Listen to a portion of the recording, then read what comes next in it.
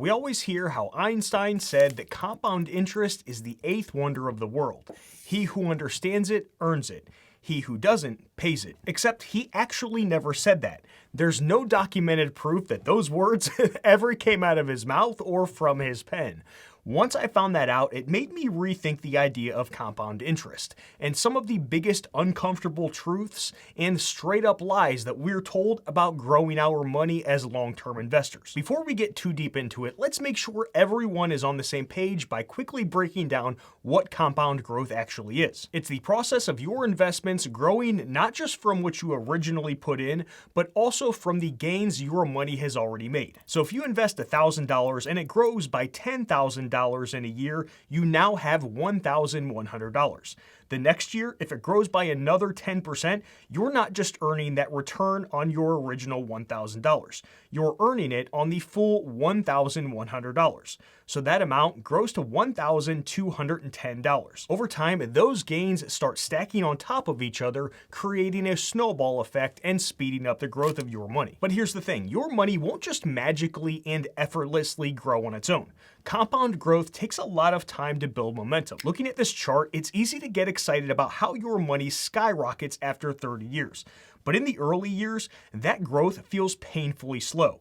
That's the toughest part of growing your money, sticking with it when the progress feels insignificant. I found this to be one of the hardest phases for investors to overcome. When they see little to no growth early on, those doubts start to creep in. They start to wonder if they're doing something wrong. And that's when they start looking for alternatives, which are usually riskier investments to try to quote-unquote make compounding go faster. Your money won't magically grow if you're constantly messing around with it like it's an old Nintendo cartridge that you keep blowing into. The Stoic philosopher Epictetus once said, "We suffer not from the events in our lives, but from our judgments about them." And when it comes to investing, this couldn't be more true. Most buy and hold investors don't lose money because the market itself is bad. They lose money because they can't control their own reactions to it. The only way someone turns a small portfolio into a larger one is by not interrupting the compounding process. That means not panic selling, not sitting on the sidelines waiting for the perfect entry point, and not pulling money out just because things feel uncertain. Another uncomfortable truth about growing your money is that the math does not work out perfectly. I'm as guilty as everyone else with this one when I talk about investing. I say, hey, if you invest X amount of dollars every month at a 7% average annual return for 30 years, then this is how your money will grow. Compound growth charts look nice and clean like this one when we plug those projections into a static spreadsheet. But real investing isn't linear. If we compare that perfect growth curve to a more realistic chart, the difference is obvious. Markets don't move in a smooth, predictable path. Some years are up big, some years are down, and even small differences from those projections can drastically alter what the path actually looks like. If we become way too married in our mind to that first chart where the line goes up smoothly, we risk setting completely unrealistic expectations for how investing actually works. When the market inevitably takes a downturn, it can feel like something has gone wrong, even though volatility is just a part of the process. And this mindset isn't just theoretical. Here's an actual example of someone who completely misunderstands how the market works. Is this the start of an economic crisis/recession? All stocks are tanking. Things have been overvalued for so long now, people are making crazy gains. New lows that we haven't seen in months. Tariffs and Trump. We all have been warned about an economic crisis or a crash. Is it happening now? What are your thoughts? My thought is that at the time of this post, the market is only down 3% over the past 5 days. If you think that's an economic crisis or a crash, then I hope you never find out that your car loses more than that the second you drive it off the lot. This guy is acting like we are in a full-blown crash over a 3% drop. And those quote-unquote new lows that we haven't seen in months is coming off the back of the market being up 16% over the past year and 94% over the past 5. The person who posted that comment on the internet has fallen victim to unrealistic expectations. The truth is, growing money over time isn't about seeing perfect, steady returns. It's about staying in the game despite the unpredictability. The people building real wealth aren't the ones obsessing over every every short-term dip. They're the ones who understand that ups and downs are a part of the deal and sticking with their plan anyways. So we know the market isn't going to move in a perfect straight line. But even beyond that, there's something even harder to accept. The fact that your ultimate returns aren't just unpredictable, they are completely out of your control. Your returns don't just depend on how much you invest or how disciplined you are. They depend on when you were born and when you started investing. And unfortunately, those things were decided long before you had any say in the matter. To put it in a more YouTube-friendly way, your financial future comes down to the night that your parents decided to collaborate on a long-term investment that resulted in you being born 9 months later. Here's what I mean. If you invested in the 20-year time period from 1954 to 1973, then your average annual return was 12%. Pretty darn good. If you just happened to be born 1 year later and invested 1 year later for the 20-year time period from 1955 to 1974, then your average annual return was 8%. We're talking about an average difference of 4% every single year, which might not sound like much, but at $500 invested per month, that's the difference between ending up with $432,000 versus $274,000. A $158,000 swing just based on when you were born and when you started investing. And you wonder why I have mommy and daddy issues. All joking aside, here's the reality. You and I are locked into the returns available to us in this time period right now, and there is absolutely nothing that we can do to change that. We can't go back in time and invest in the 60s, 70s, or 80s. We can't force the market to deliver the same returns that it did for those previous generations. We just have to play the hand that we're dealt and adjust accordingly. But here's the even crazier part. Your birth year doesn't just affect your returns. It can literally rewire your brain when it comes to money and risk. A 2009 study found that people who experience major financial downturns during their formative years, which is roughly their late teens to early 30s, tend to be more cautious with money. The bigger the personal impact, the stronger the shift in behavior. Your birth year determines which financial events left a mark. If you were a kid during 2008, that crash might just be a distant memory. But if you were in your 20s, watching your savings or your parents' retirement plans take a hit, that fear can stick with you. Behavioral finance backs this up. Losses affect us more than gains. If you saw a market collapse firsthand, you might lean more towards diversification or even just sitting on an above average amount of cash to avoid reliving that pain. On the flip side, if you started investing in a long bull market, you might feel more comfortable taking bigger risks. To be fair, this sort of thing isn't guaranteed or set in stone, but those early experiences definitely shape the way you handle money. This is one reason that I have some empathy for young adults like Gen Z and even younger millennials when I see them taking on a ton of risk. They are clueless about what it actually feels like to go through a real stock market crash because they were like 15 and younger when the last one happened in 2008. It's the whole idea of how looking at a picture of a spider might not freak you out, but once you see one in person, that will bring a whole different emotion. Before I go into one more thing about luck, help support my little dog Molly as well as this channel by hitting that like button. But luck isn't always a bad thing. Just like some investors end up with average or below average returns, others end up on the right side of history where their money grows way faster than they expected. Take the last 10 years, for example. The market has averaged roughly 14% per year, which I think we can all agree is absolutely bananas. If you are planning for a more conservative 7% return like I always suggest to do on this channel, then you literally doubled your money compared to your expectations. And believe it or not, when this happens, I often hear people say things like, "Man, I am so angry that I oversaved. I could have spent more and enjoyed my money instead of stashing it all away." Okay, all joking aside, here's where these people's logic breaks down. They didn't actually oversave. They saved the right amount.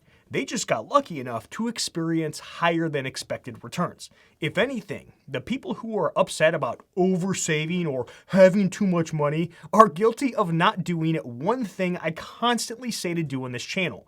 Run your freaking numbers every single year. By tracking your numbers over multiple years, you can spot trends and see if your returns have been above average, meaning that you might be ahead on saving for retirement. If that's the case, you can adjust by investing less and giving yourself more cash to enjoy in the present. Because remember, as much as we love talking about saving and investing money around here, the goal is to balance today's enjoyment with tomorrow's security. But there's another misleading idea about growing your money that gets thrown around a lot. And it's the idea that if you just invest a little bit each month, you'll magically end up a millionaire. On paper, it sounds great. And if you're 5 years old, yes, invest a tiny amount, let time do the work, and boom, you're set for life.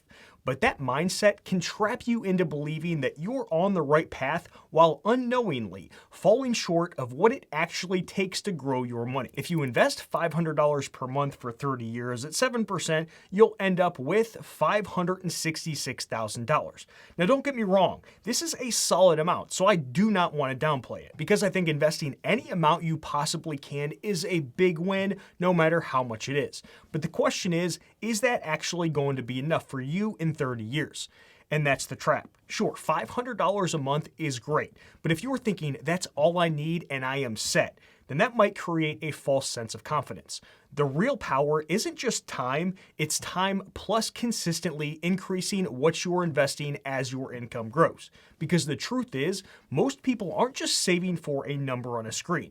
They are saving for the ability to fund a specific lifestyle in retirement. Back to our example, $566,000 sounds like a lot, but if you're withdrawing 4% per year, that's only about $22,600 annually. Is that going to be enough for you to live on? For some, maybe, but for others, probably not. And that's assuming today's dollars. But what about 30 years from now? Inflation will make that money worth a whole lot less. A $1,000 expense today could cost $2,500 or more in 30 years. What seems like a comfortable amount now won't go nearly as far in the future. Once again, so nobody gets mad and twists my words around, investing a small amount is a great habit, but it's only a part of the equation. The real way to build wealth is to keep increasing what you're investing over time and rerun the numbers every single year to make sure you're on track. One thing I love about growing your money through investing is that it's like running with the wind at your back. When you invest in low-cost index funds or ETFs, that tailwind helps push you forward with a lot less effort. Your money builds on itself, and over time, you pick up a lot of speed. But fees are the headwind that slow you down.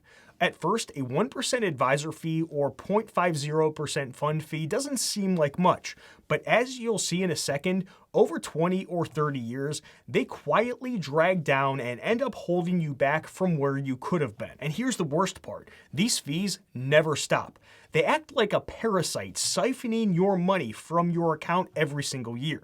By the time you finally notice, if you even do notice, it is not just a small loss, it's the difference between retiring comfortably or having to work a few years extra to make up for what was taken from you. Here's what I mean. Let's say you invest $1,000 per month for 20 or 30 years at a 7% return. At first glance, a 1% advisor fee or a 0.5% fund fee looks extremely small and insignificant. But when you zoom out over time, the difference is absolutely disgusting. Over 20 years, an ETF or mutual fund charging you 0.5% is going to cost almost $47,000. A financial planner charging 1% is going to cost you a little over $89,000. What appears to be a 1% fee from an advisor is actually costing you 18% of your money. It gets worse over a 30-year period. The 0.5% fee is going to cost you $158,000, and the advisor is swindling you out of almost $295,000. That's over $250,000 freaking dollars. And for what? What's an advisor or planner actually doing for you to make up for the $10,000 fee that you're paying them every single year? I can promise that he or she isn't actually doing $10,000 worth of work every single year. Now, I am not someone who is completely against using a financial planner. I actually encourage everyone to do so at some point just to get a second set of eyes on their plan. But what I am against is using one that charges an ongoing percentage-based fee.